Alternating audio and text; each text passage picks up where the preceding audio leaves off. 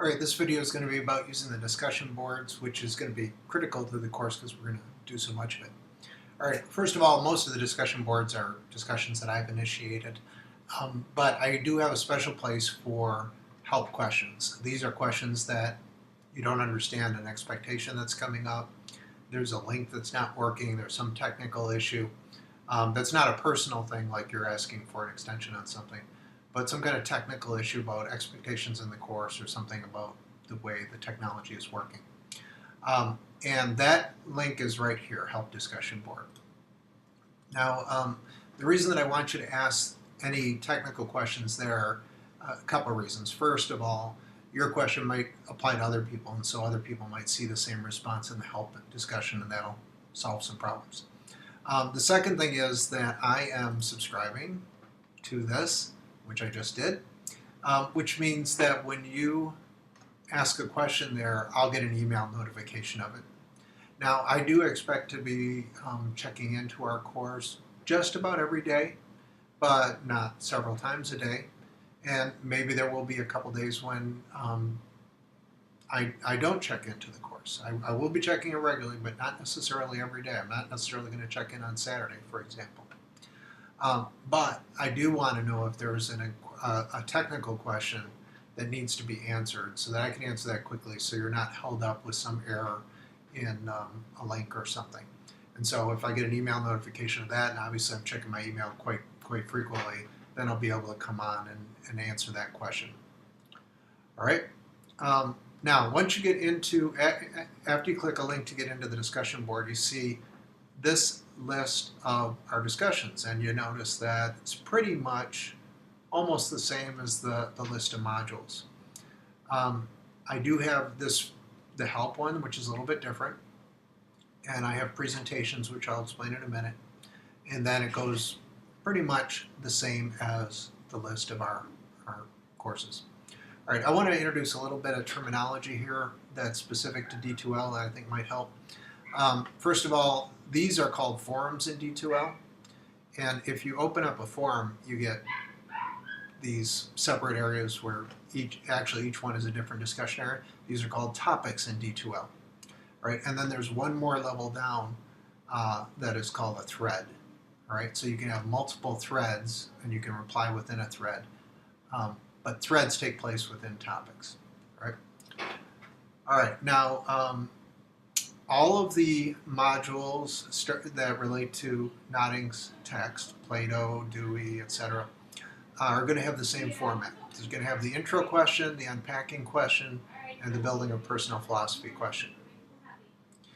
And you see here, though, that I've got 3 different intros, 3 different unpackings, and 1 building of personal philosophy. The reason I've done that is because I'm going to have the class separated into 3 groups. And I'm going to do it fairly randomly, and I'm going to change the groups 2 or 3 times during the semester so that you get to have discussions with different people. But right now our class has about 20 people in it, so I'll have about 6 or 7, maybe 8 students in each group. And the reason I do this is because it's too hard to have a good conversation with 20 people at once. So when I ask the intro question, I am going to ask you to read other people's posts, but you're really only going to have to read 6 other people's posts. You're not going to have to read 20 other people's posts. And same with the unpacking.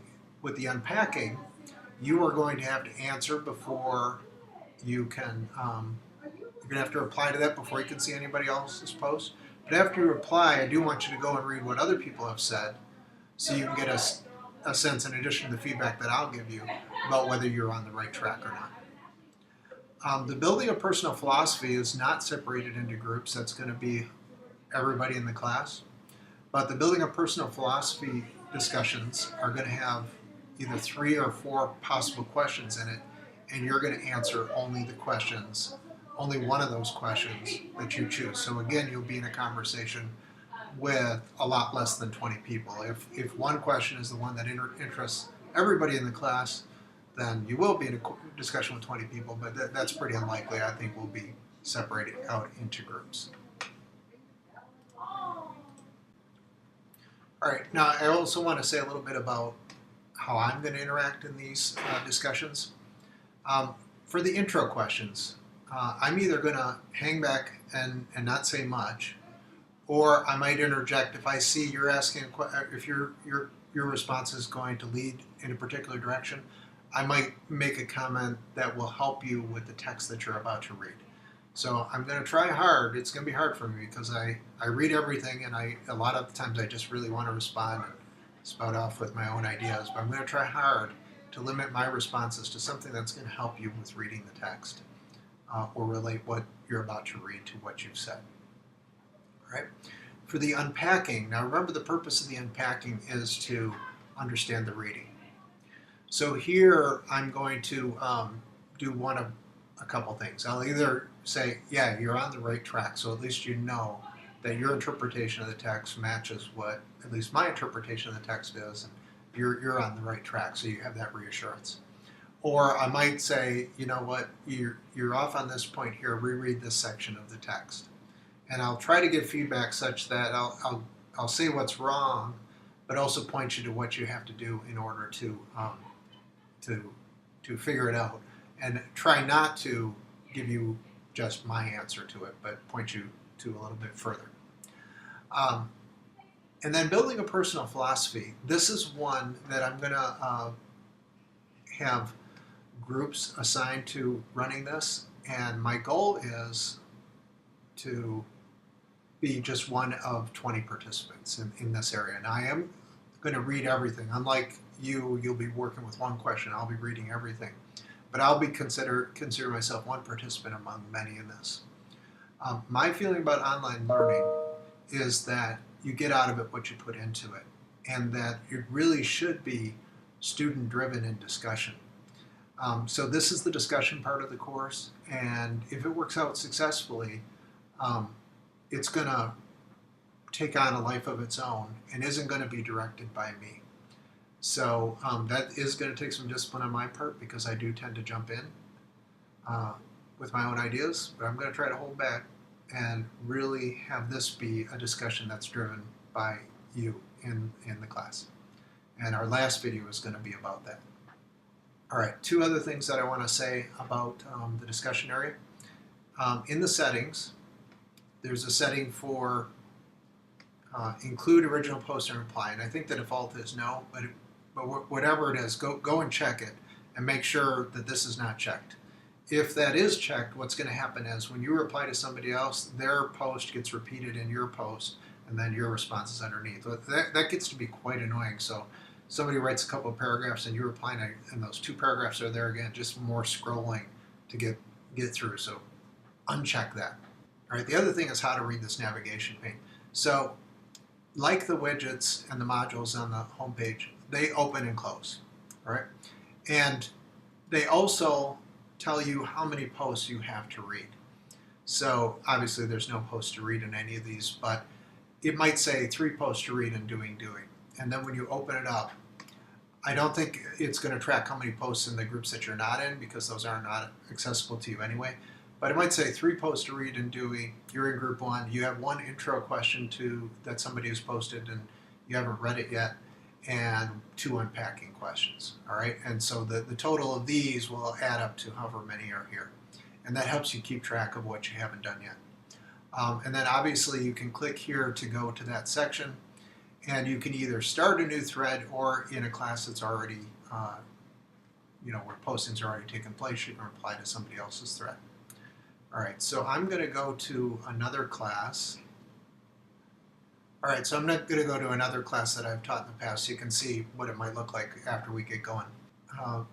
But, for example, when you click into this topic, here's what you're going to see. Each one of these is what is called a thread. All right, so when you start a new thread, this is what it creates. And you can sort this in a lot of different ways. Most recent activity, newest thread first, oldest thread first.